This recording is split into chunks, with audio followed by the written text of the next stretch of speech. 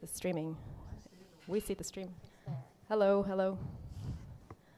Tervetuloa, welcome. We're going to start because we're very punctual. We want to make the most of our time together. Yes, so welcome. Happy to see so many of you here. If you haven't helped yourselves to some wine, please do so. Feel free to go for refills at any point. My name is Petra Vallila. I'm going to be the moderator and one of the readers today. A few words about some practical matters before we get started. We're going to have our conversations today in English. We're going to do our readings in English and in Finnish. If any one of you has any questions, anything you'd like to share, you can use either Finnish or English, and we'll be happy to translate. The flow of the event, we're going to do a round of introductions first, and then each one of us will read from our books, and then afterwards we're going to have a little conversation around the topics of self-worth and work. And then a couple of thanks before we start. Thanks to Rosebud for having us here. Thanks Jussi for the introductions, and thanks Jusa for the introductions. What a happy coincidence that we're all here today. And to kick things off, Erika, would you like to do the introduction first? So I introduced myself, right? Yeah. So I'm Erika Mena. I'm a Puerto Rican poet and translator and book artist, living in Fiskars now for 4 years. My Finnish is still quite poor, so apologies. But let's see. I feel like that's enough information about me. Yeah, I'm a poet and a translator and a book artist. Yeah. And now I just read. No, actually, let's do the introductions, okay. yeah, and then, yeah. Even better. Even better, yeah. Cheryl.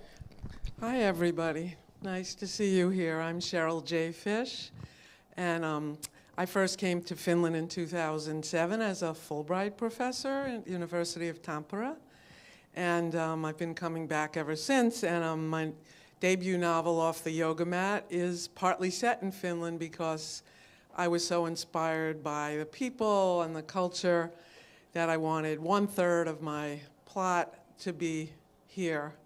And I've also written a book of poems, The Sauna is Full of Maids. That's based on Finnish sauna culture, friendship, and also inspired by the Kalevala. Yeah, hi everyone. My name is Lennes. I'm here from Helsinki, not far away. And my first novel, 9:35, came this spring. And I was a journalist for a very, very long time. I don't know, over 15 years in Helsingin Sanomat. And then I just, quit the job, yeah. And now I do just novels, and I write about women and also media and journalism and relationships and that kind of things. And in my first book, this 9:35, like Woman 35, there is this women's magazine journalist who's living like really glamorous and amazing life. But she has this one problem. She's like really, really addicted to this like honeymoon phase in relationships. And then something happens to her. At the same time, same day, she gets fired from her job, and her longtime boyfriend leaves her, and then her life gets like really new remake. So that's what I'm writing, been writing. Great, thanks. And I'm Petra Vallila. I've been calling myself a corporate poet because I do corp comms during the day and then I write poetry at nights. My plan is to exit the corporation and start writing poetry also during the daytime. We'll see how that works. My book Ehkä came out last August. It translates to maybe or perhaps, and it deals with the corporate language in a random poetic way. Very happy to have everyone here today, and I think it's time to start reading, right, so that we can enjoy our books. Erika. Can you remind me the time? It's 10 minutes? 10-ish minutes. Yeah, great. I'm going to start making weird noises if you go over time. So absolutely perfect, because otherwise I'll have to set like an alarm or something. And I'll be your, wonderful. Alarm. That's great. I try to be pretty good about timing my readings because I think less is always more. And then if you want to read more, you can get the book. But I'm going to read a little bit from my book Featherbone, which is a trans queer retelling of the Icarus myth from Greek mythology. If you're not familiar with that, the short version is Icarus and his father Daedalus are trapped in a labyrinth with a minotaur, and they try to fly out with wings built of wax and feather. Icarus flies too high to the sun, his wings melt, and he falls into the sea. That is not the story that I'm telling. I'm telling a different story. So, Featherbone.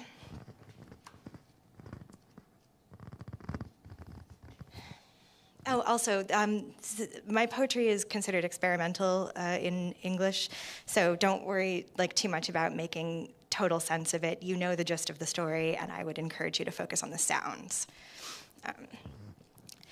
The featherbone shift, slip, shallow rack, shucked in veinway crush, predatory. Steel fever body, oily-eyed slit, the featherbone split. Descent. In bone split crack, in feather slip fuse, mutation, all blue, all sky, wrench the featherbone, in body ascend. There is so much more sky. Stripped, slick and sanguine, with the featherbone fuse, liminal and splash, not end, but apparatus masking the crack of the featherbone. And why not transform in the scorch? Wax blood and sear, dizzy rip and sweep of air through bone, the feather, the bone. So much more sky.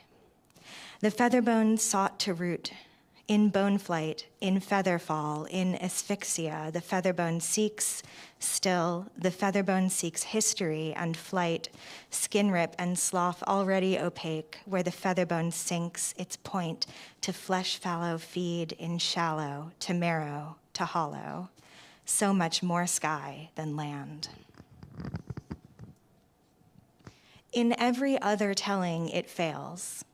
The word flight on the horizon, to burrow, to flash, to tempt like glass in a wave and shift the edge. No whisper of change, the unsought gift, just failure and fall, and that part's true. The featherbone can't resist. You have nothing to surrender in the archback fall, the sun-sear fever, the center sucked out.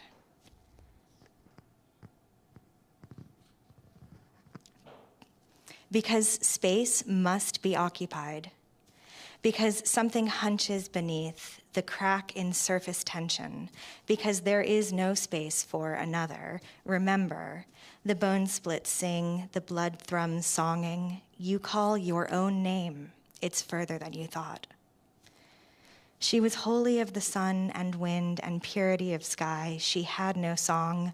Her calls were harsh and ugly, but her soaring was like an endless, silent singing. Your silence will not protect you. An endless, silent singing, an endless singing, a silence and endless. Music depends entirely upon silence. If the medium is moving, sound is transported further. Many species have developed special organs to produce sound. Prolonged silence is distressing to humans. The medium in which sound exists is silence.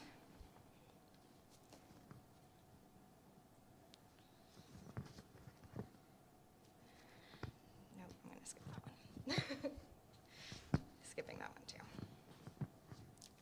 Things that come between.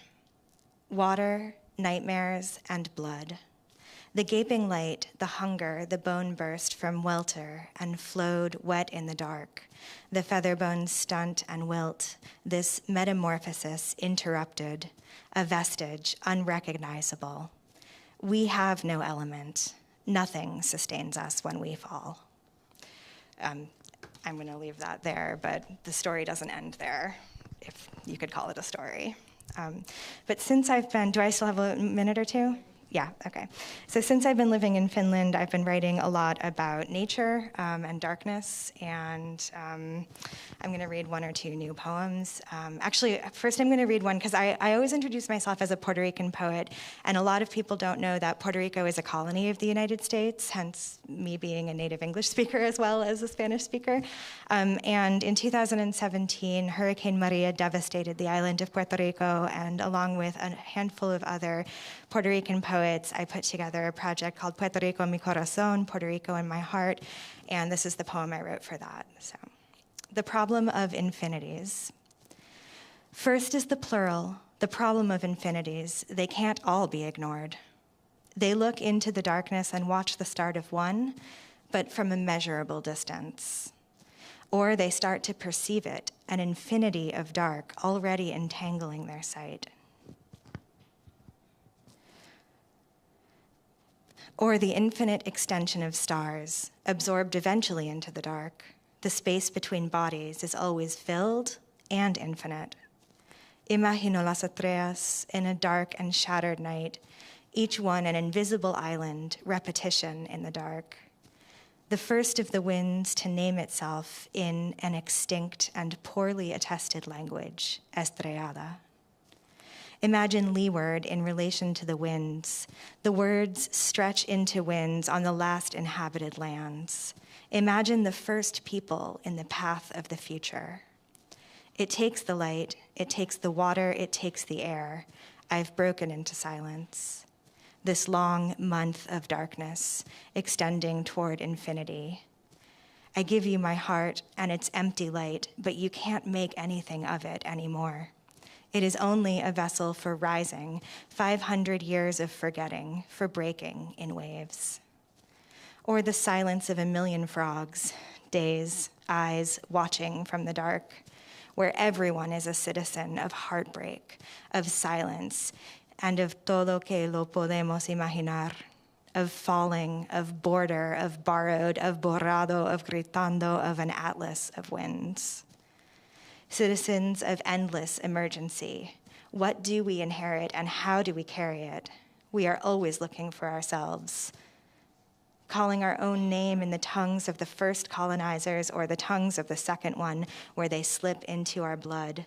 Citizens of tiny exclusions, of phosphorescence, of how everything is always crumbling. Okay, and these are some of the newest ones. I've been really fascinated with dead trees in the village that I live in. There's a lot of really beautiful dead trees. So, the forms, 1. A birch swans up from ice, branches winged back toward shore, its small, still life muted in silver. From bank, the trunk reaches under, gapping, submerged. You must imagine how they were one curved body before. What is pulled down reaches back, slipping. Is the way of knowing worth the cost of holding what answers in the shallows? A whooping slivers and slight branches slice gray skies. Patterns everywhere in the red birch haze. Of new growth tips, something waiting to be noticed again, as always. Another angle diminishing lightly into the past. By the time it reaches surface, what appears there will last. Ice shifts, tectonics, the land drowning and here emerging undrowned, where lichen quarries granite worlds. And last one? Great. Okay, so the last one is actually a poem that I'm printing as part of the summer exhibition at the Fiskars museum, gallery? The summer exhibition? Yeah. It's the Kuparipaja Gallery. Kuparipaja Gallery, kiitos. So there, it opens on May 21st, and it'll be open all summer until September 10th. If you're in Fiskars, there'll be installations and pieces by a number of artists, and I'm printing this poem into porcelain and hanging it in a room in the shape of a walking labyrinth. So this is the poem for that installation. Constellating 1. A body entering its last form of becoming. An oak dies and remains embedded in the landscape hundreds of years more. Does the tree dream of wings that inhabit it? The dead and persisting body condenses time into a point in space where we can see what the forest gives, what the forest takes. Inside the body, chemical reactions produce light, which means the rest of the body is dark. Then I speak of my emotions as dark, but not figuratively. Even night is full of birds. Light is made by matter destroying itself. The light we inhabit is a flame. We burn in it all the time. Silence is the source to which language must constantly return to be recreated, from which the body turns and returns towards fields of recent darkness. A bird flies away in reverse, the sky shivering in the water. The bird is the metaphor and its failure. Always it falls into silence. Find the name of the bird who carries the night, the names of the stars, one in every language. Thanks.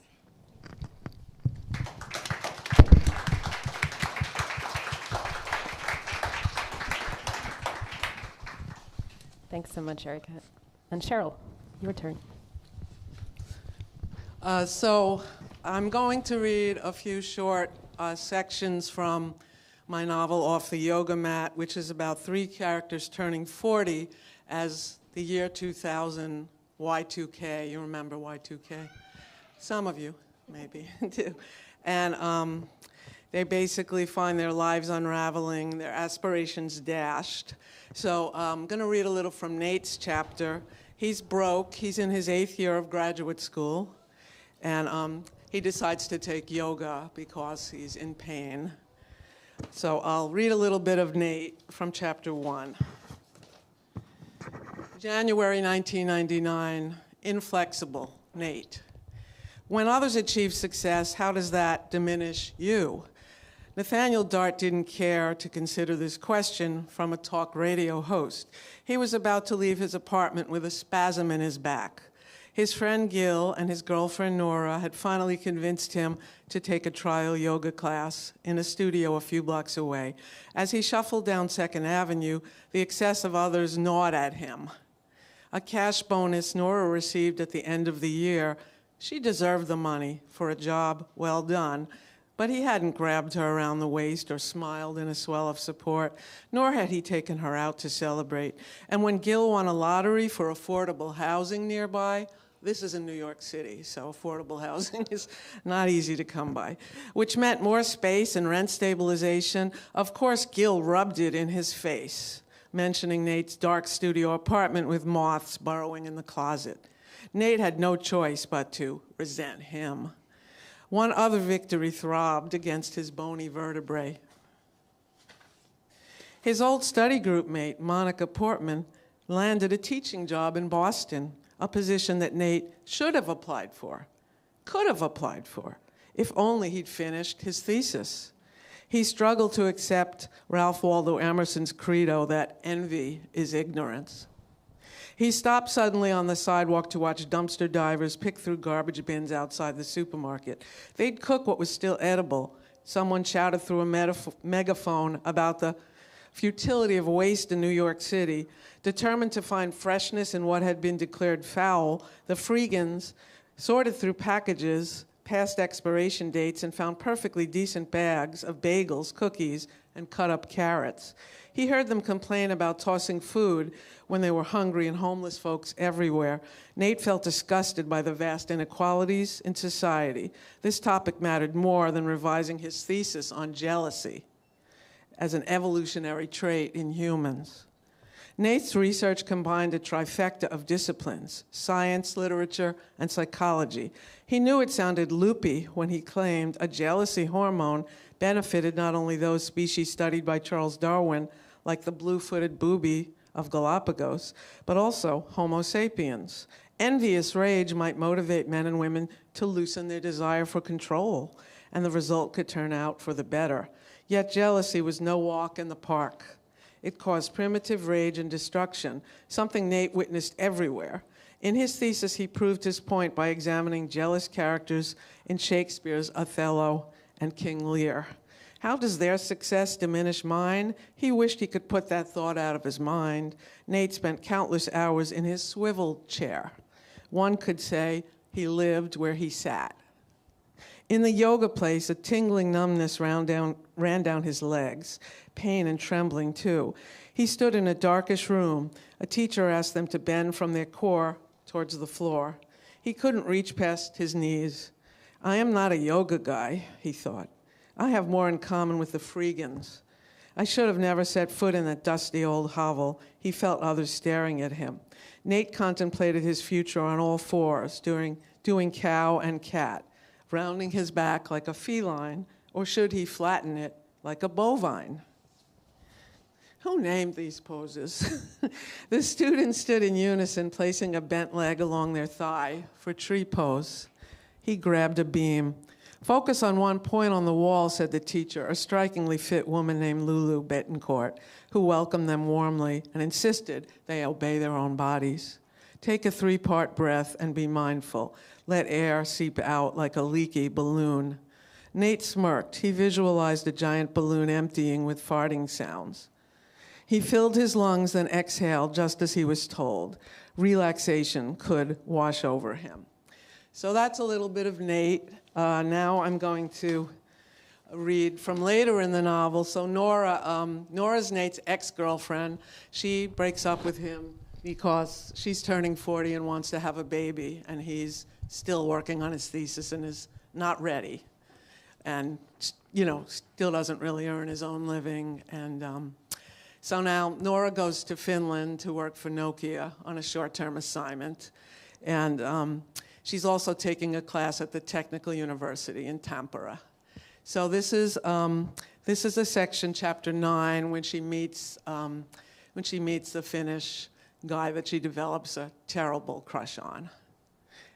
Bob Dylan of the Finnish Academy. Okay. Nora. Nora read the name of a PhD candidate, Jussi Mulantu, on the office door across from one they assigned her at Tampere Technical University. An office all to herself, cozy. Nora exchanged her fur-lined boots for slippers and hung her coat on the hook. If geography is destiny, then a nation of 5.5 million people surrounded by thousands of lakes begets patience and enchantment. Nora felt insulated, like Tampere, an inland city between two glistening bodies, lakes Pyhäjärvi and Näsijärvi. Excuse my Finnish accent, bad. A door slammed in the corridor. She hoped to encounter Jussi. The other day he had sauntered by with long blonde hair and a serious expression. In the hallway, Nora had perused the posters hung by his office, one of the Moomins and another of Bob Dylan. Exiting the WC, she spotted him. "Excuse me," Nora called before he entered his room. "I'm Nora from New York. I'm working here for a few months and taking a class. I like your posters." He shook her hand. "Welcome to Tampere, Nora. I am busy now. If you are free, join me for lunch. Come into the center of town. Let's meet in front of Stockmann's." "I'll be there," she said, not certain of where or what that was. Based on first impressions, Nora considered Jussi the epitome of Nordic male perfection. Slim and fair with piercing blue eyes, a beautiful man with sparkling rings on most of his fingers, she blushed down her neck, seeking her version of Valhalla from Norse mythology, not Finnish. Nora would be a Valkyrie, waiting upon Jussi and granting him life in the underworld to face his next battle, comrades in arms. When she found him downtown, Nora's gloved hand skimmed Jussi's bare one. He wore his hair twisted and pinned up. She met his steely eyes with lightheadedness. They stood in front of Stockmann's department store on Haminkatu. She donned a Russian fox hat she'd purchased in the local flea market. The temperature registered -15°C. I could kiss him right there and die, she thought, a cliche evoking Joan Baez's song Diamonds and Rust. Jussi took her to a Raventola, nearly deserted. Most Finns ate lunch early. She was glad for a break from the corporate cafeteria. She slid into the spotless padded booth. Time to delve into his secrets. What do you write about?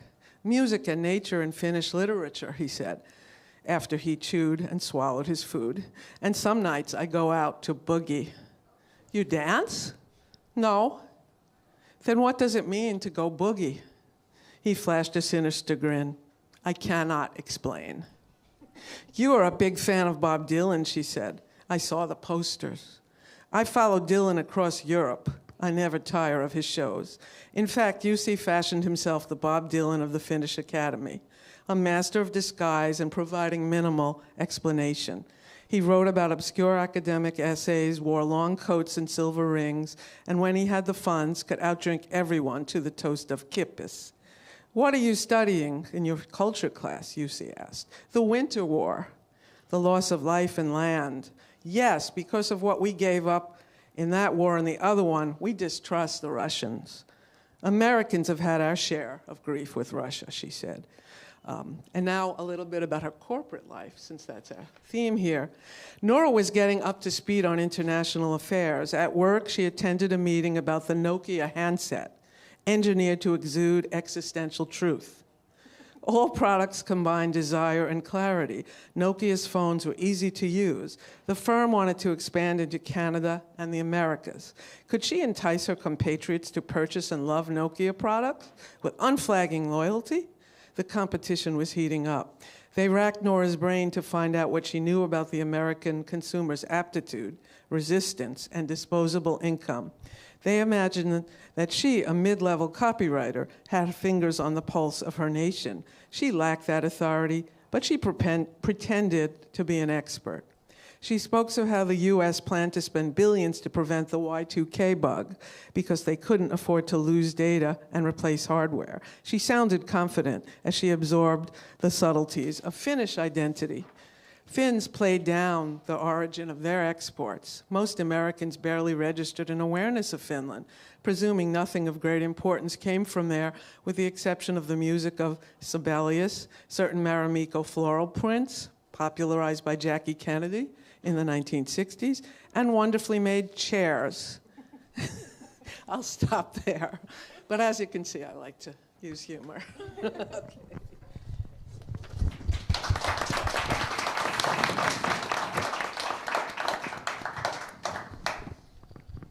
Thank you, Cheryl. Now we're going to switch languages. Time for some Finnish, especially for our English-speaking audience. Enjoy. Yes, some Finnish is coming up.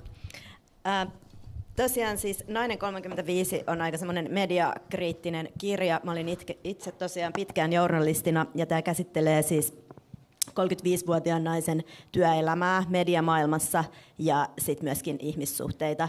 Ja tässä ehkä teemallisesti risteää semmoinen niin kuin sekä naisen että mediamaailman yliseksuaalisointi, joka niin kuin näkyy kaikessa siinä kuvastossa, mitä meille syötetään. Ja kyseessä on siis kyllä ihan puhdas chick-lit-romaani, mutta enemmän semmoista 20-luvun tyyliä, modernimpaa. Ja mä luen teille 3 pätkää. 2 niistä liittyy työelämään ja 1 ei yhtään.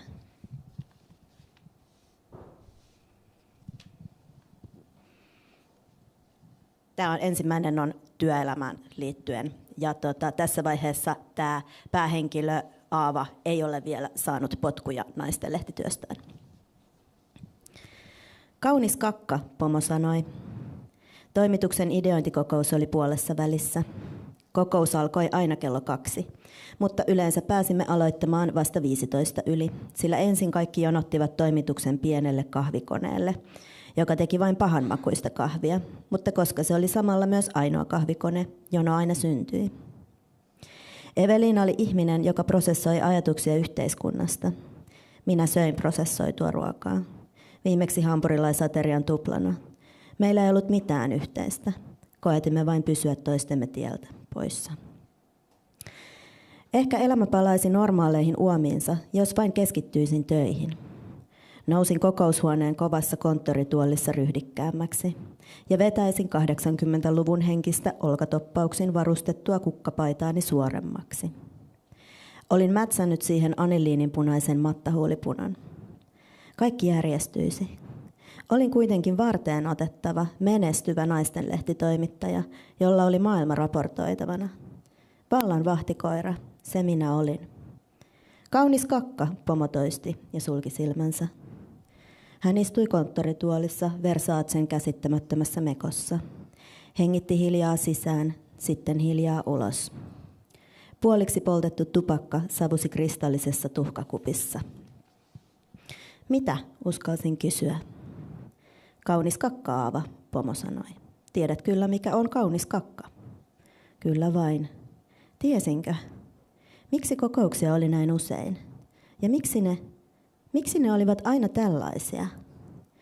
Mitä siitä, kysyin ja hymyilin äärimmäisen ammattimaisesti, irroten samalla ruumiistani.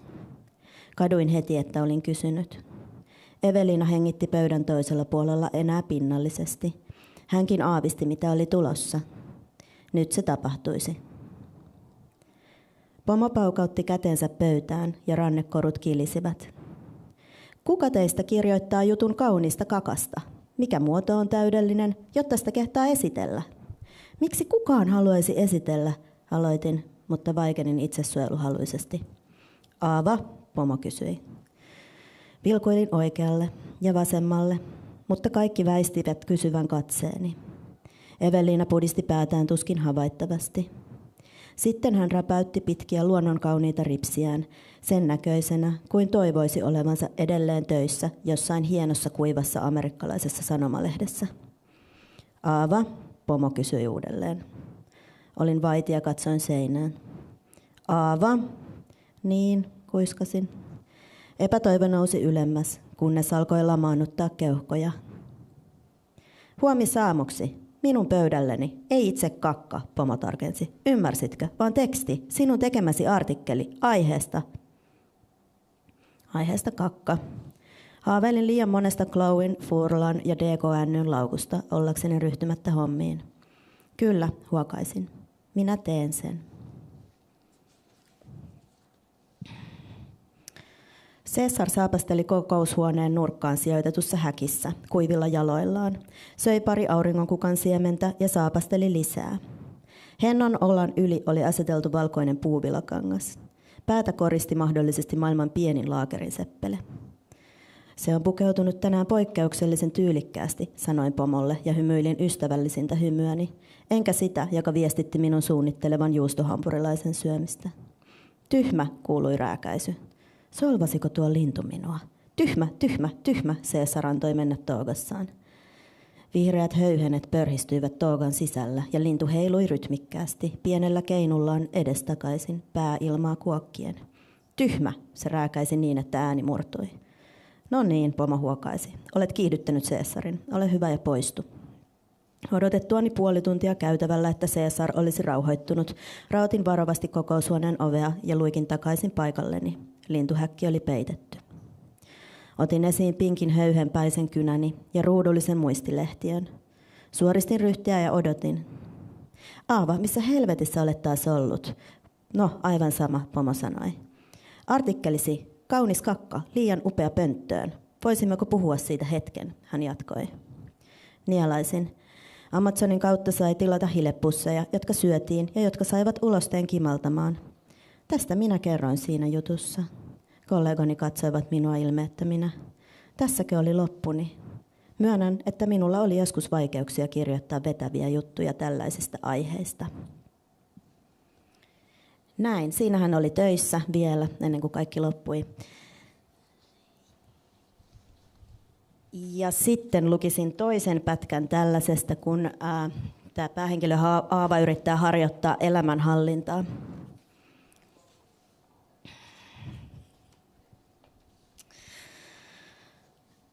Pietari oli varmasti oikeassa, mietin surkeana.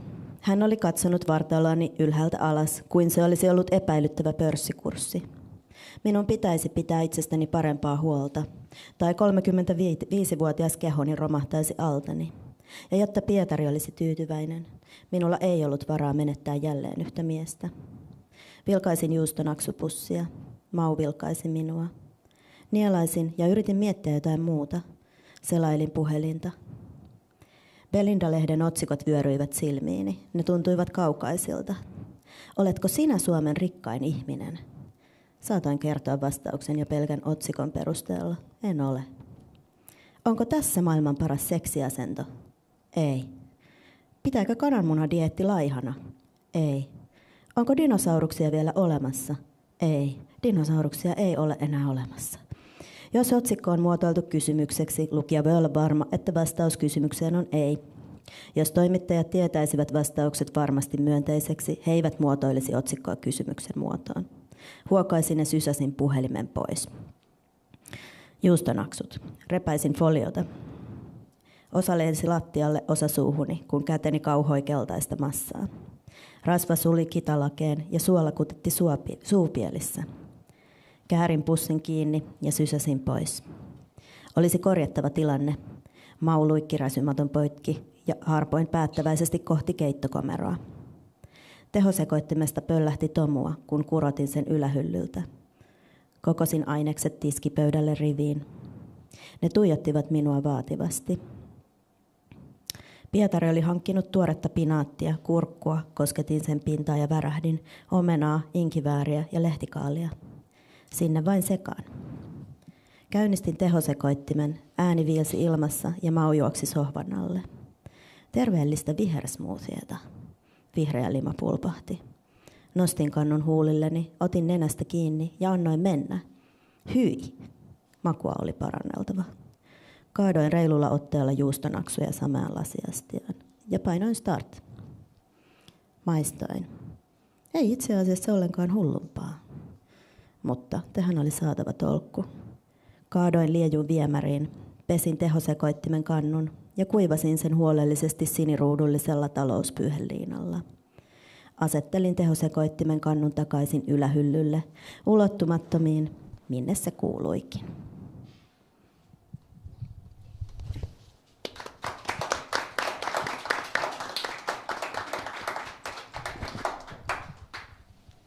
Thank you, kiitos. I'm going to continue in Finnish, and then I'm going to do something scary. I'm going to read a couple of my poems in English as well.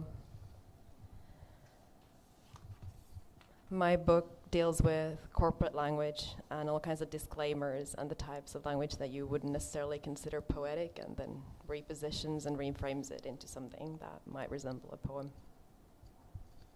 Eväste. Kyse on käytännössä pienestä tietomäärästä, tyypillisesti lyhyestä tekstistä. Lukematta hyväksytty, kyllä, ei. Tämä ei ole tarjousasiakirja eikä sellaisenaan muodosta tarjousta, eikä kehotusta tehdä tarjousta, eikä ehkä asia, eikä ehkä kirja. Aina ei ole aina, ehkä, eikä ikinä, ehkä, eikä varmasti, paitsi joitain kertaluonteisia eriä. Ja aika alkaa nyt, ei nyt. Nyt on toistaiseksi täsmentymätön, toistuvasti, nyt.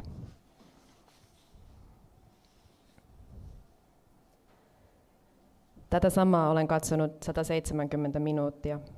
En löytänyt suojausvarmenteen kumoustietoja. Tätä samaa olen katsonut 183 minuuttia. Erilaisia viisareita, päivämäistä kehää, erilaisia kaihtimia, kohahtava käänne ääriasentojen tienoilla, portaitta lymyten. Tässä on 1 ja tässä on 0, tässä järjestyksessä. Ja jos joku ajattelisi minua tarkastamatta, katsomatta, olisin joltain väliltä, ehkä. Sekunnit etenevät, maailma on sama, ja kuutamo on sellainen, että sen tunnistaa kuutamoksi myöhemmin. Pysähtyisin ihan sattumanvaraisessa järjestyksessä.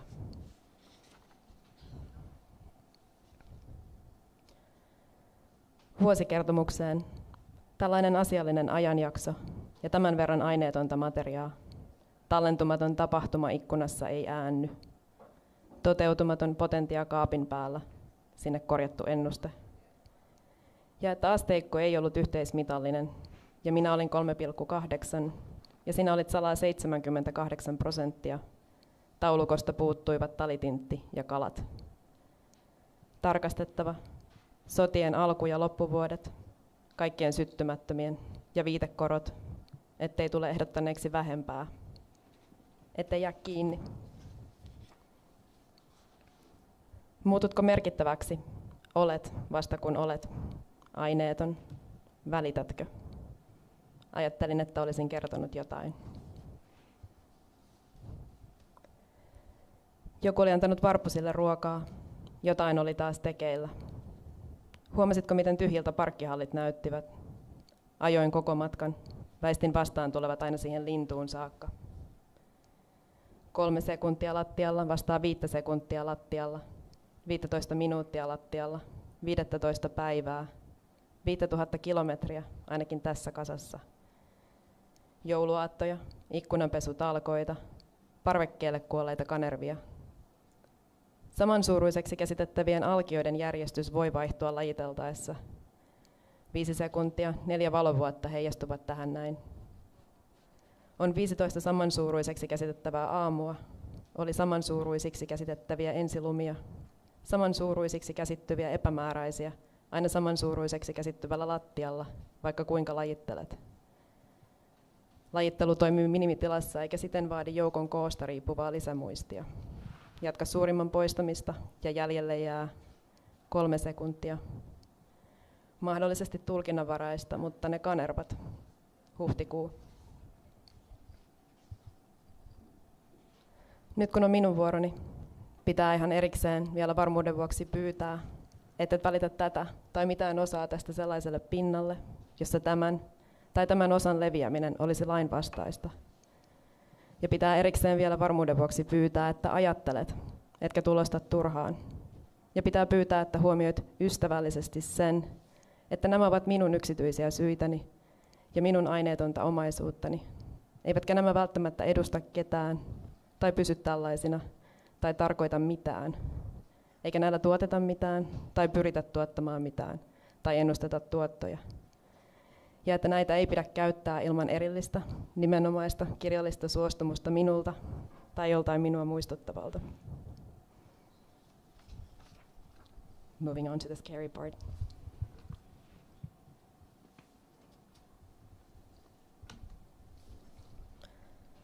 Small gestures, a sudden decision against a hello, as if today was no longer a day. Like any of this, like all of this mattered. A stream fills the room. No one's quite sure if it's data or water. This isn't an offer. There isn't any intention. This isn't an agreement. There isn't any need. Eye to eye, solely for the purpose of review by the party to whom delivered. And neither the delivery nor any prior communications between the parties, whether oral or written, shall in any way be construed as if. We're having none of this. This does not in any way imply there isn't any obligation to enter anything, nothing. Anything, nothing constitutes anything, nothing is. Anything, nothing shall be deemed accepted unless and until someone says yes and means it. Either I or anyone, someone you once thought had some resemblance. Anyone, someone, kind of, and or like me.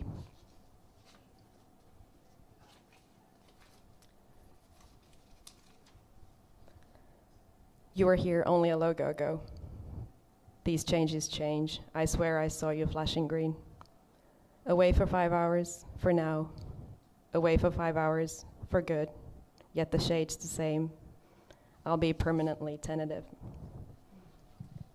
Thank you.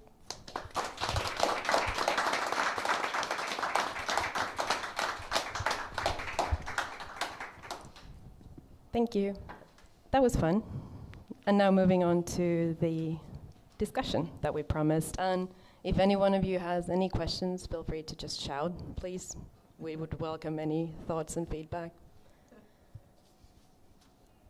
But to get us started, the title of this event is Self-Worth and Work. And we all approach these themes in our books one way or another. So I was wondering if there's like a particular discovery that you would have made as you were writing your most recent book, novel, poem, related to these topics, related to self-worth or work, or both. Yeah, I could start because, yeah, it's really interesting. I think that, well, I write about a work life and love life, and I think that we have some kind of obsession for both, and we kind of try to like validate ourselves through work and love, and like anxiously chase that, maybe a career or new love or honeymoon phase, and even like use this to maybe even as a drug or something, and that's really something as a theme that really interests me like a lot. My characters all struggle with self-worth and work. Nate, they're all turning 40, so they're all 39, and they've all kind of feel that they haven't accomplished what they want yet, and so Nate is an academic, and so many academics, and so much of being an academic is infantilizing, having been one myself, and still one. So I think your self-worth, when you have to get approved by your advisors and your teachers, you don't feel quite grown up, and he's still supported by his parents. And the yoga teacher, Lulu, I didn't read from her section, she was... she's having nightmares of abuse. She knows it was the friend of her mother when she was a child, and so partly her yoga and her teaching yoga helps her deal with her, her trauma of domestic violence, and also she likes to help other people through yoga. So even though I kind of make fun of yoga a little in the book, because there's a lot to laugh about with yoga, it also is very helpful to a lot of people, physically, mentally, emotionally, and also it's the stretching, and seeing different things your body can do that I think helps the character. So my novel is kind of about as you become middle-aged, how do you deal with work, with love, with your body, with aging, with self-worth, and if you don't feel happy in your work, what can you do? What can you do to try to move to that place? And Nora comes to Nokia partly because one of her bosses back in New York is kind of a toxic male, boss. And she just wants to get away from him, and she accidentally finds the opportunity to come to work for Nokia. It's a short-term assignment, and then she's kind of looking for love in Finland. And you'll have to read the book to see what happens. My work maybe deals with it a little bit more obliquely. The newest work, the work I've been doing since I came to Finland, has been reckoning with my own becoming disabled and losing my career through illness. So when that happens, sort of in the middle of your life, the middle of your career, I have ended up asking myself a lot of questions about how to feel at home in a new body with new and limited capabilities, and how to build a sense of self that is worthy outside of the expectations of... I was in academia before I was a university professor, so I really resonate with the infantilization of that, but also, if you sort of your entire adult life is in that world and then you are no longer able to participate in it. I've had a lot of questions about what it is that I do with this body in this world that is worthy of doing. And I found a lot of inspiration for that with these dead trees. Like, I honestly relate to these dead trees so fully because they continue to live and they continue to provide life, and ecosystems grow around them, and they're important visual landmarks. They're important to the people in the community, even though they're no longer living in the sense that they were before. And so that's, I think that's present, or at least I hope it is, in some of the work that I'm doing around the dead trees.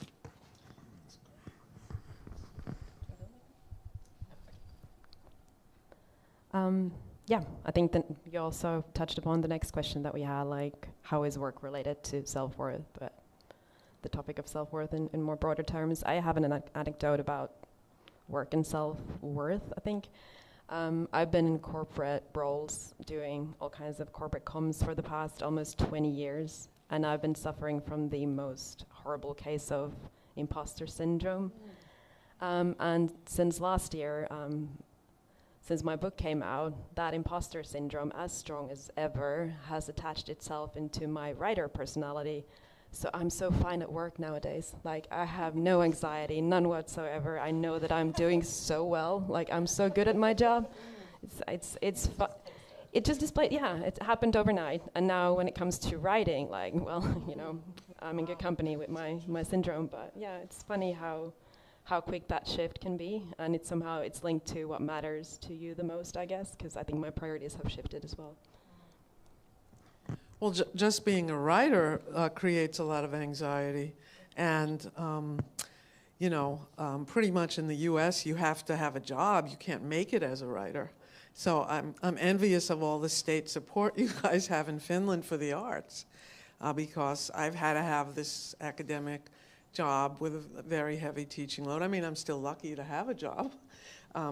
But it took me 10 years to write this novel, partly because of the demands of the job, and also I'm a single mom and I raise my son by myself, so all of that. But I think, your self-worth when you're a writer, you can easily feel like a failure all the time as a writer, because rejection is so big a part of any creative field, right? It's just a lot of rejection, and you have to just do it because you love it. And that's like, if you didn't love it, why would you bother, Really? Like, you have to really love it, because it's hard.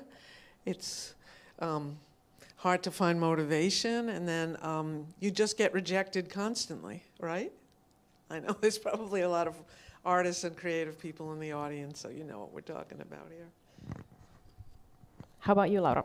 You've recently entered this this world and this reality. Yeah, and I left my corporation world, and yeah, I did a lot of work in journalism for over 15 years. Kind of the same as with you, but yeah, it's funny that you say that the imposter syndrome might kind of like transfer to the writing. It kind of resonates to me, but I don't know. Maybe it's still better because it's different kind of like imposter syndrome. Yeah, it's different things. So. But yeah, I've been thinking about that, like that self-worth and how like work like validates us, because I think usually when we work a lot and don't take care of ourselves and just try to do the work and get the validation from outside of our lives, and then it's like something bad is happening and it can be going on for years and years and years. So it's like some kind of self-examination place there for me, at least has been. And I really do love writing, because it's like you can do it on your own time, at least most of the time, yeah.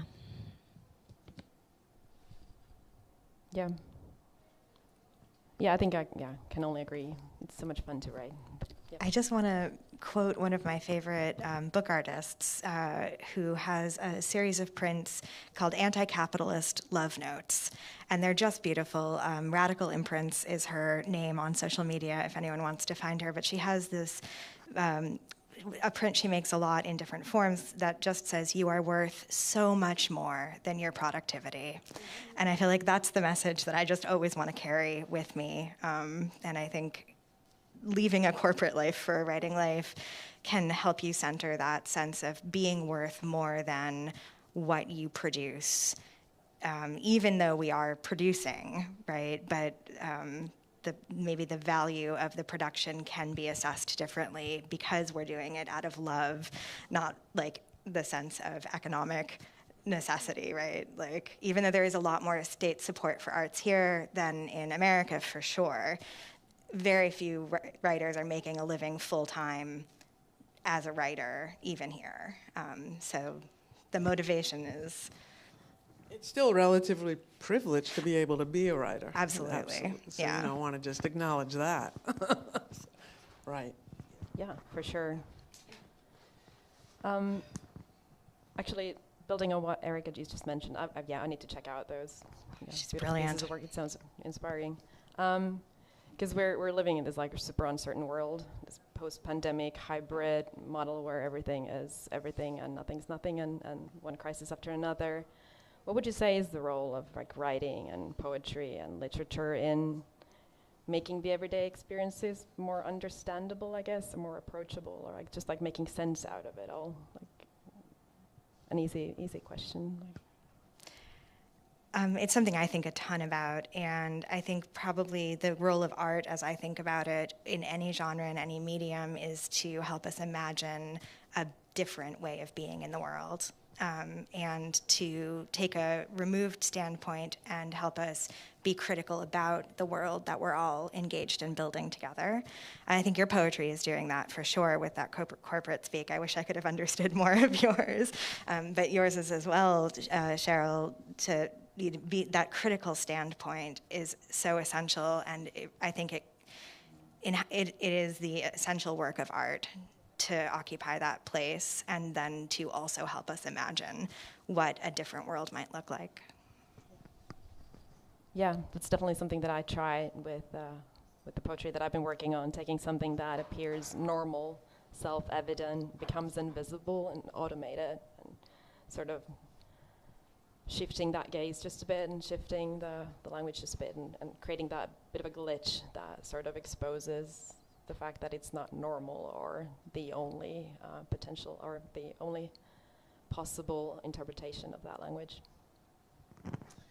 Yeah, I think also it's to entertain, to be honest. I do think it's a big part of what we do, and that it's wonderful to be able to reach people and to speak to them somehow, and to have a different vision of reality through imagination and reality combined, and however you do it, and through language, you know, and through the use of language to make people realize things deeply that they maybe haven't thought about, or show other perspectives, and, you know, just all of those things.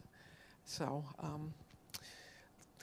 for me, you know, teaching writing and literature has given me, I feel like it's helped me so much, because I've had, you know, I've been thinking about writing and literature for a long time. So it's daunting, though, to try to enter that world. But then also, I think you internalize a lot from reading yourself. So I always tell my students, in order to be a writer, you have to be a reader. So, yeah. Yeah, that was really interesting. You said about entertainment, and of course nowadays the world is really, really dark. But there's like I've been thinking about the role of the entertainment. I like write comedy.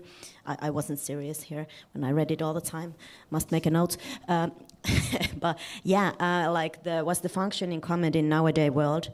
Like it's kind of like escapism in a way, and I think like reading funny things and laughing with your friends is like a best kind of like coping mechanism. It's actually a really healthy way to like live in the world, which is like full of different kind of pressures and horrible things. So I think like it's really, yeah, entertainment is really important also. So true. We want to make sure that the audience is entertained. If you have any questions, like any questions, one question, please. Yep. Hi, thank you for the interesting discussion. A quick note, I was in Lapland last fall and learned that the trees there, after living for 700 years, then keep standing for another 500.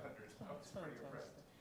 I was wondering to hear your all's opinion on this, and I'd be happy to be, I don't know, proven wrong or have my ideas changed about it. But I met an American who moved to Finland quite recently, who's a kind of creative type, successful with corporate work. And they were saying, yeah, but the thing is, people here in Finland, they just don't seem passionate about their work. And I thought that was kind of interesting, and it led to some conversation. And I've been kind of interested in Finland to, as an American, to feel like there's quite a lot of work out there that needs to be done and is necessary for society. And in Finland, there's a better chance that you get a decent salary and benefits when you do that work.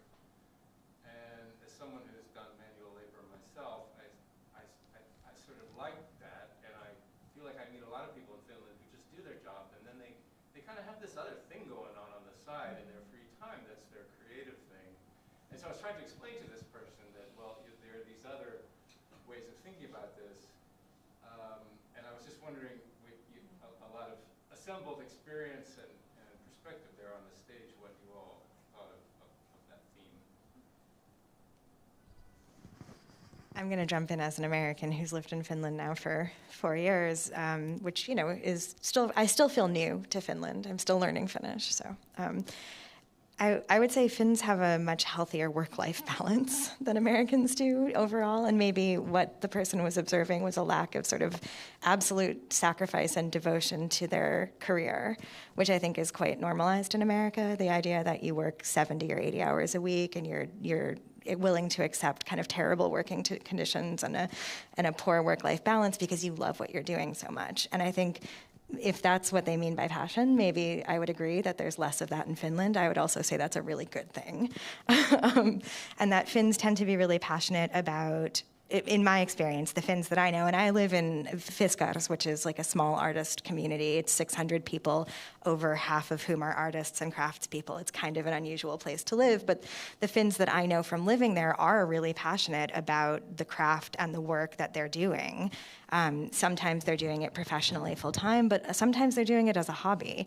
And so maybe Finnish passion is a little bit like hidden. It doesn't look like we can't find it as easily. As Americans are very loud about everything we do, and Finns are not. So I think maybe you have to look a little deeper to find what Finns are passionate about, but it's definitely there. And I would say that in general, it's better that those passions are not completely occupied in the realm of career. One of the things I always notice is, and I tell all my Finnish friends have rock bands on the side. Yes. It was just amazing to me. And I just always feel like the work-life balance is much better here.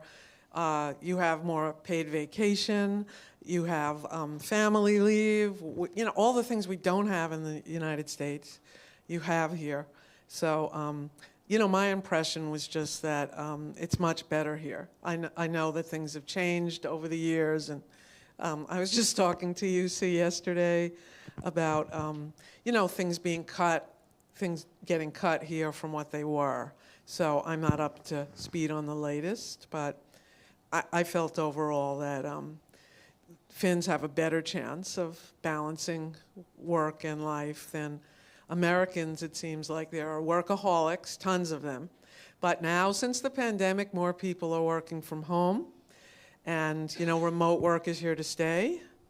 And that's changed the culture of work a lot.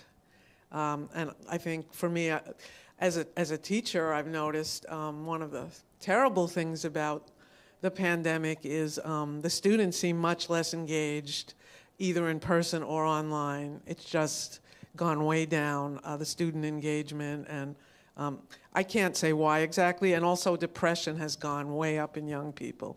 That's a fact in the United States, has been researched, so a lot of the young people, student age, high school, college age, are experiencing terrible depression, and I think it's partly because of the pandemic took them out of the most exciting, social experiences of their lives for years, and they're on their phone all the time. And I had students who said they don't really know how to deal with people in person. They told me, they admitted to that. So that's a big question you raise.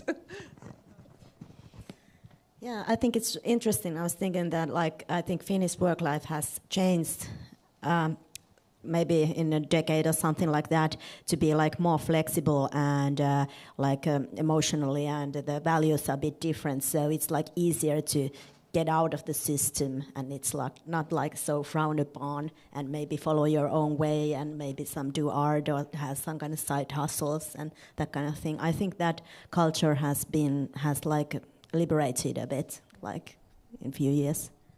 Yeah, I recently had a really pleasant experience. I told the CEO of our company that I'm leaving to become a poet. And they were so supportive. They were like, that's the best idea ever. And like, you go and follow your dream. And I'm not even kidding. It was like a very pleasant, very reassuring conversation that I had. That wouldn't have been possible like 20 years ago, I think. But I've also been a Finn working in America. Like I worked in the Silicon Valley for several years. And yes, the work culture, the work-life balance is very different over there.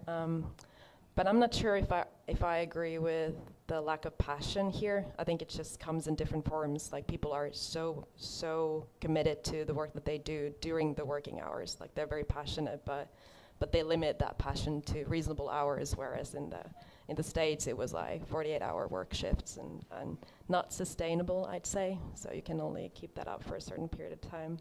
But yeah, it's quieter, that passion, that commitment, I think. Thanks for an excellent question. Thank you. Any other questions? Yes.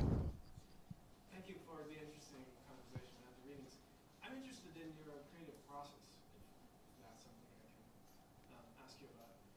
How much do you think about the reader during your work, or is that a factor that enters the equation at all? However you want to define it, whether you already know who will be reading it, or whether it's some kind of an abstract ideal reader, or whichever way.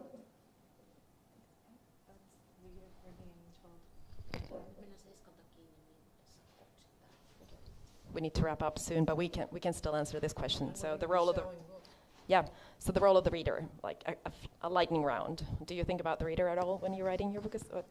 I don't think about the reader at all. But I do have a lot of process, and it involves readers. It involves friends and people who I know are good readers of my work who have similar life experiences or, have a vocabulary that matches what I'm trying to convey. So when I'm writing, there's a lot of process, there's a lot of revision, but mostly I'm writing for me.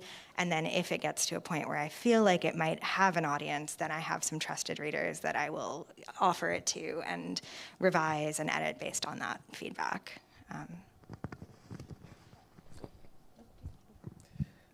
I'm in a prose writing group and a poetry writing group, and so I have readers that, that give me feedback, and I think it's hard sometimes to judge your own work. It's very hard, actually.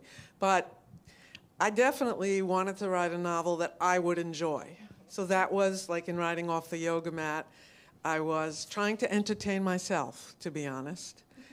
Because I was like, what's a book that I would want to read? I would want to laugh. I would want interesting characters. I would not want to know what's going to happen. I would want to be surprised. So I definitely think that that's part of that. Like I have to first like it and entertain myself. With fiction especially, less with poetry, for me.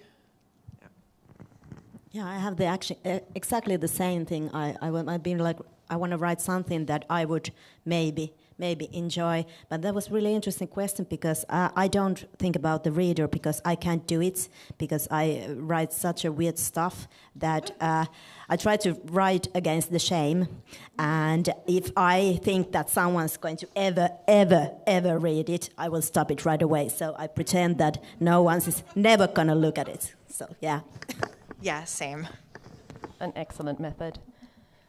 I think I was mostly translating. I wasn't really writing poetry. I was like translating a corporate language into the language of like poems. So I considered it more like a translation piece. So I was really thinking about the people that I was translating this language to and like introducing this language to. So I considered myself more of a translator, and there you actually do have to think about the potential reader and how they might understand and perceive things. So the next book, I will definitely forget about the reader, like totally. I will pretend that they don't exist, and I think it'll be a much easier journey. But I think we do need to wrap up now. Thank you so much for being here. And everyone has books. We have books, and we'll be happy to sign them over at the table that says the author signs their books. So thank you. Thanks so much. It was fun. Thank you.